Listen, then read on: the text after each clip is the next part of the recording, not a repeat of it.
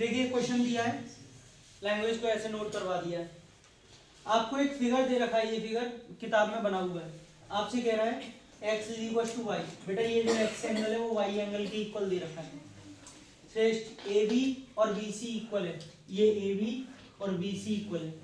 ठीक है आयुष, आपसे कह रहा है प्रूव कीजिए कि ए यानी कि ये ए और ये सी डी आपस में इक्वल होगा।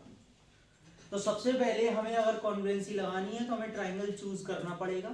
राघव ए बी की बात कर रहा है और इसमें ए ई की बात कर रहा है, तो बेटा इतना तो समझ में आ गया कि ए बी ई ट्राइंगल लिया जाएगा। दोनों साइड मिल रही है जी। Prove in triangle A B E, इधर से देखें सभी, सी डी की बात कर रहा है ये और बी सी की बात कर रहा है, तो बी डी सी या बी सी डी लिया जाएगा। ये चीज समझ में आएगी। चलिए अब सुनते जाइए। Yes sir. क्या मैं ट्राइंगल्स को कट करके अलग से बाहर निकालूं? निकालूं, ठीक है। A B ji, A B ई, देखो बेटा ए बी ई, उससे आपको ज्यादा समझ में आएगा। ए बी और ये बन रहा है ई, ठीक है। ये ट्राइंगल ए बी मैंने यहाँ निकाल दिया और एक हमने कौन सा लिया है? B D C. तो देखो ये कैसे बन रहा है, बी डी, ये सीधी लाइन बन रही है और ये ऐसे जा रहा है, डी डी और ये सी।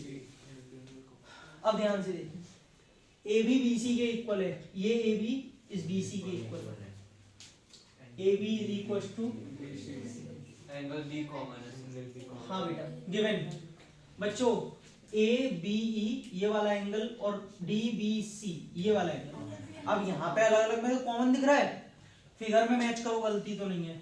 ए बी ई हाँ पूरा आ रहा है और डी बी सी हाँ ये पूरा, इसका मतलब ये सही कॉमन है। Angle A B E is equal to angle D B C कैसा है? कॉमन। ध्यान से देखिए। तीसरा E equals to angle D। अब बेटा दिक्कत ये है कि अगर इसमें मेरे पास ये ई वाला एंगल है ना, इस सी वाले एंगल के इक्वल आ जाए या फिर इस डी वाले एंगल के इक्वल आ जाए तो मेरा काम बन जाएगा। सही है, समझ रहे हो? सॉरी इसके क्यों आएगा, क्योंकि दो एंगल हो जाएंगे और एक साइड हो जाएगी। यहाँ पे दो एंगल है। अब देखते हैं कैसे।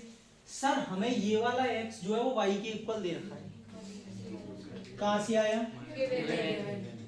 लेकिन आप थोड़ा गौर से अगर इनको देखें तो मुझे इधर वाले एंगल चाहिए, ये वाला बी डी सी, ये रहा क्योंकि बी डी सी।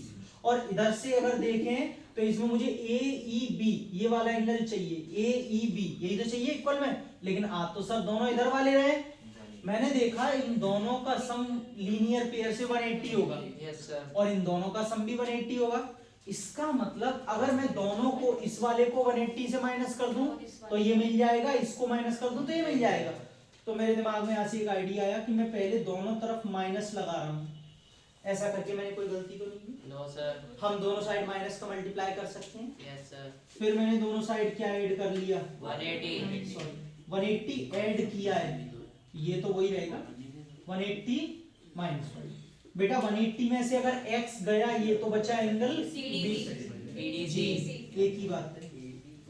और यहाँ से y अगर गया तो AEB।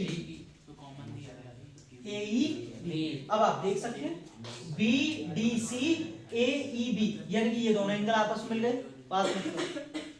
तो करंट एंगल साइड यानी कि ट्राइंगल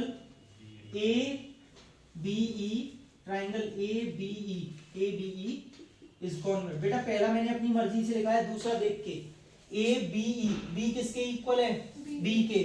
B बीच में आ रहा है, यहाँ B बीच में आएगा। E किसके इक्वल है? D के। और E लास्ट में, D लास्ट में आएगा तो बचा क्या? C। सही है। By which property? Angle side rule. बच्चों ये दोनों ट्राइंगल कॉन्ग्रुएंट हो गए। तो देखो AE जो है फर्स्ट और थर्ड, तो यहां से भी फर्स्ट और थर्ड पोजीशन। AE किसके इक्वल हो गया? CD by CD। हेंस शेयर समझ में है? कंस्ट्रक्शन करके तो कर सकते हैं। कैसे? एक हो जाएगा तो सीधे